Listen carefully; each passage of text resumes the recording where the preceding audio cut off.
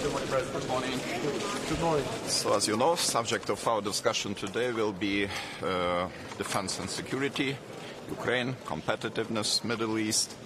I will start from Ukraine. I think we received very positive news this morning from the United States. I think this is a game changer.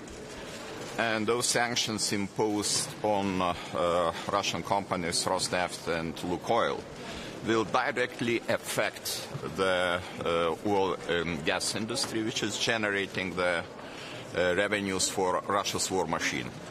So I think it was enough time to understand that you can negotiate with Russia only from the strong side and by putting the gun on the table. I think the first reaction of Russian propaganda, I can expect it will be hysterical, but sooner or later they will understand that it leads to the collapse of Russian economy, and Russian economy is currently not in the good shape. And if this impact will be visible, I think they will just switch into a recession or maybe even to stagflation. What does it mean for Europe? Of course, we have to align. We have to already, we did also a very good step imposing the 19th package of sanctions and affecting the Gazprom, another big giant of Russian oil and gas industry. And I see that United Kingdom is on board, other like-minded countries are on board. I think this is a very good way to proceed and to expect that sooner or later Russia will be pressed and sit to the negotiations table and to start the discussions. Our security and defense remains a very important priority, and my country, as you know, is in the eastern flank of European Union, protecting the external border of European Union. And we face some disproportionate burden related to the surveillance and protection, especially having in mind how many threats are coming every day. And this is actually becoming the routine, the violations of our airspace. Quite recently, the airport of Vilnius was stopped for several hours because of meteorological balloons flying around. And to strengthen our capabilities, first of all, detection capabilities, then, of course, the air defense systems, especially short-range air defense systems, are needed. And this is actually not the only business of my country, but actually the business of all countries which are along the border with eastern countries. It's very important to understand that we need national decisions, and my country is ready to finance our defense by 5.38% next year. This is pretty high level of spending. But we need also European programs too. So I am looking forward to the roadmap, European Defense Roadmap 2030. I look forward to the special projects, flagship projects, or drone defense, European drone defense, and also European flank watch. What we need money for that, and I am happy to say that now we have the solution, and the program will be used partially for that purpose. And we could expect that there will be no need to wait until the next multi-annual financial framework. We will do our job starting from today. So those are the issues. You are trying to do business with Russia. So do you think we need to buy the energy from the Middle East? We need to buy energy from the Middle East. Why not? And actually, yesterday we had very successful and fruitful meeting with the president of Egypt, Mr. Sisi. And I think Egypt plays a very important role in diversification of gas supply to Europe and to my country too. I think this is very important to understand that we all are able to cut off the ties with Russian energy sector immediately. This is a matter of alternatives. Alternatives always are on the table. And my country did it, I will repeat it one more time, did it in April of 2022, actually 2 months after the war in Ukraine broke out. And we were 10-15 years ago most dependent country on Russian energy resources. We are totally dependent until, of course, we built necessary infrastructure and it led us to take the decisions which we needed. On the reparation loan, President, how do you overcome Belgium's concerns about the reparation loan? Well, there are concerns, and I hope very much that there will be break point in this discussion too.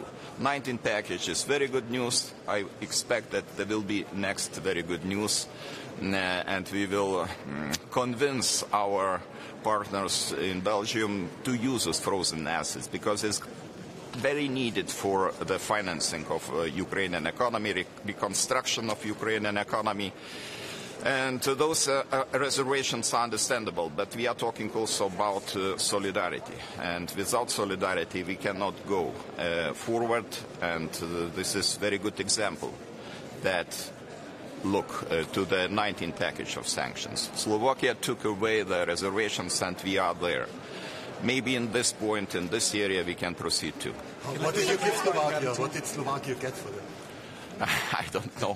Ask Slovakia. Have a nice day. Thank you. Kaip prezidento pirmiausiai apie ABT šiandieniniai Jungtinės Amerikos valstijos, taip pat didžiausia Rusijos naftos įmonėm paskelbė sankcijas. Ar galima sakyti, kad tai keičia Amerikos laikyseną Rusijos Ukrainos kare, ar kaip jūs tai matote? Tai yra daug stipriau negu retorika. Taip, retorika pastaruoju metu iš Jungtinių Amerikos valstijų administracijos buvo gerokai griežtesnė Putino atžvilgiu, tačiau šitas sprendimas, mano nuomonė, yra game changeris ir jau matome pasakmes, jau matome kai kurių valstybių, tokių kaip Indija, prisitaikymą prie Jungtinių Amerikos valstijų sprendimo, matome ir akcijų rinkų reakcijas, jos dar tik tai pradinės. Nebejoju, kad netrukus prasidės isterinės reakcijos iš Kremliaus. To galima tikrai būtų laukti. Bet anksčiau ir vėliau jie turės suprasti vieną paprastą tiesą, kad tai yra labai stiprus smūgis Rusijos ekonomikai. Pridėkime dar 19 sankcijų paketą, dėl kurio šį rytą taip pat buvo susitarta. Ir Rusijos ekonomika ir taip jau nėra geros būklės. Ir jeigu dar gaus šitą smūgį, aš manau, kad jiems tikrai reiks rimtai susimastyti, kokia perspektyva jų laukia. Galima, žinoma, ignoruoti realybę, bet net ir tokie veikėjai kaip Putinas ilgą laiką ignoruoti realybės negalės, kai tai pradės liesti kiekvieną Rusijos žmogų ir liesti labai skaudžiai. Kaip jūs tikitės, kiek bus šiandien pasistumėta reparacijų paskolos? Labai sunku prognozuoti. Iš tikrųjų, mūsų kolega, Belgijos premjeras, praėjusį kartą Kopenhagoje pateikė, jeigu neklystų, 6 ar 7 argumentus.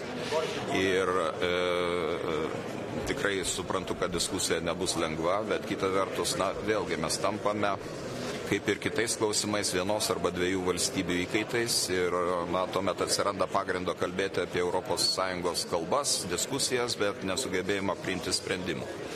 Labai tikiu, kad sprendimai bus rasti, galbūt su tam tikromis išlygomis, bet reparacijų paskolos be įšaldyto Rusijos turto panaudojimo yra praktiškai sunkiai įmanomas, tai tikrai yra labai elegantiškas finansinis instrumentas padėti Ukrainai. Ir svarbiausia, kad, žvelgiant iš moralinių pozicijų, ar tikrai turi visas pasaulis dabar finansuoti vienas Ukrainos ekonomikos atstatymą, kai tuo tarpu pagrindinis kaltininkas sėdi nuo šaly, rūko ir nekreipia į tai dėmesio. Taip tikrai negali būti. Tai yra neteisinga.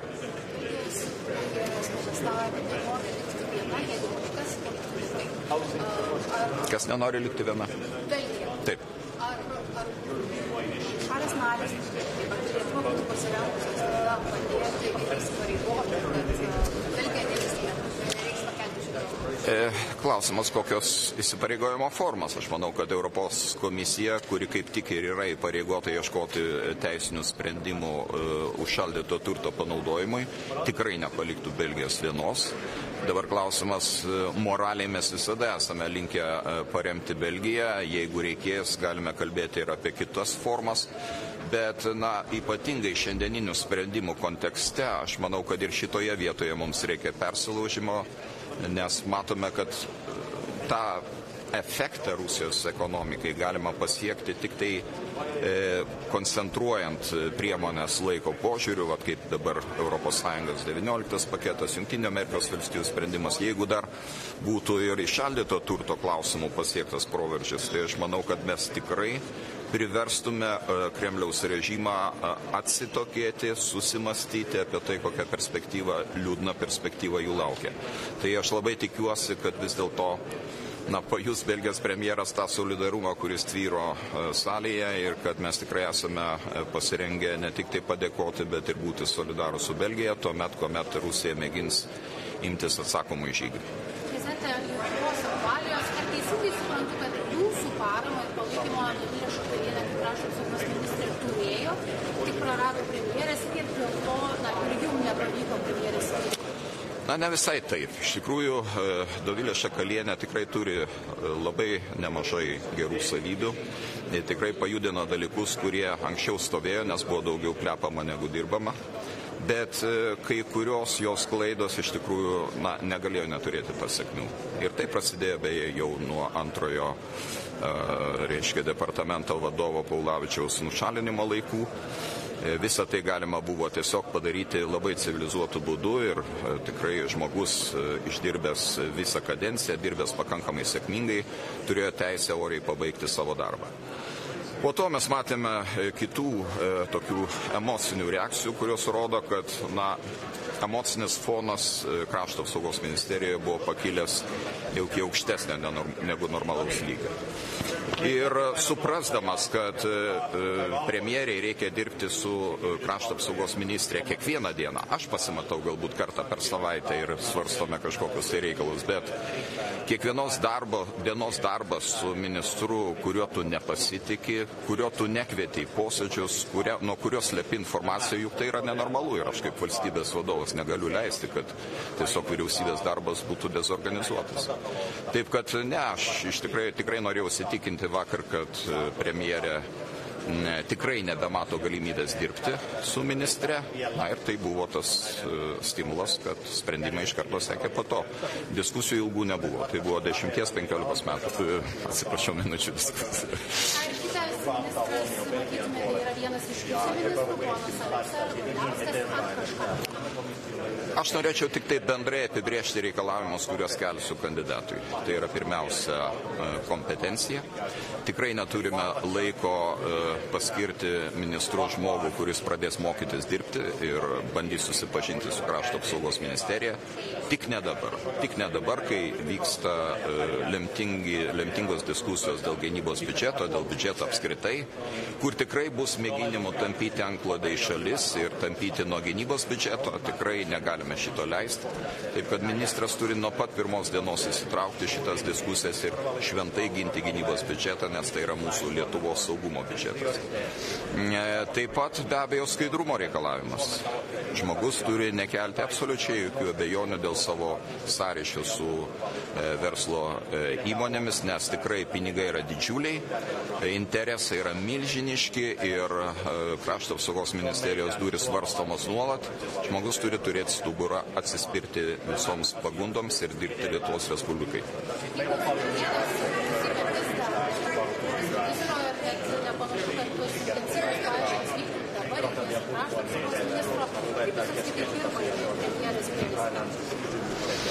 Premjerė yra energinga, premjerė tikrai linkusi daryti sprendimus, jeigu yra įsitikinusi, kad juos reikia daryti.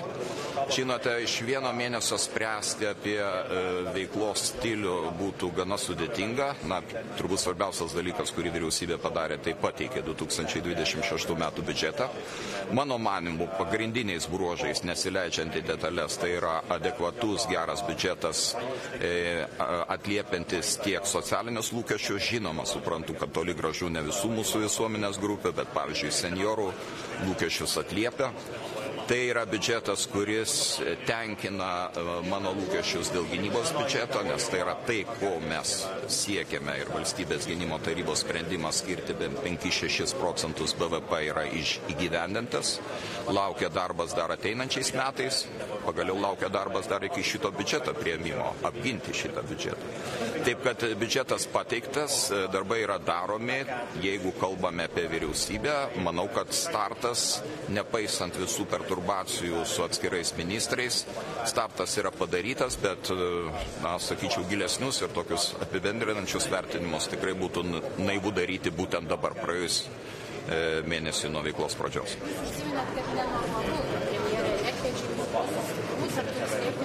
Ne, taip galėjo atsitikti, jeigu aš per jėgą būčiau bandęs išlaikyti ministrę vietoje, tai būtų tiesiog sukėlę nenormalią situaciją vyriausybės darbe. Kaip jūs savo santykius su socialdemokratų partija?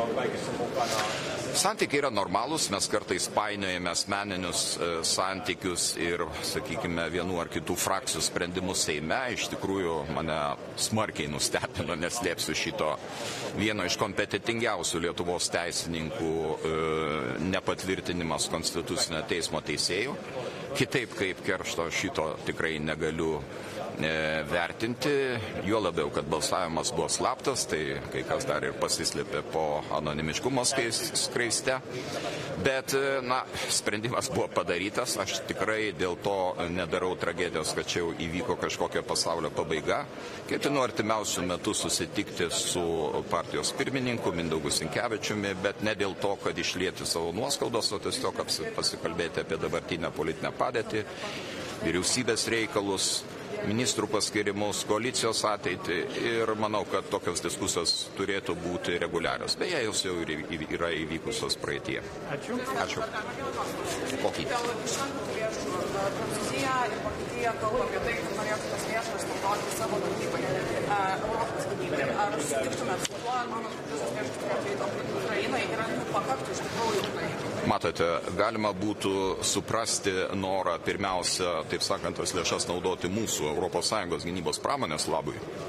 Bet gali atsitikti ir visiškai įsivaizduoju tokią situaciją, kuomet ukrainiečiams reikės vienokios karinės įrangos, o mes pateikti jos negalėsime.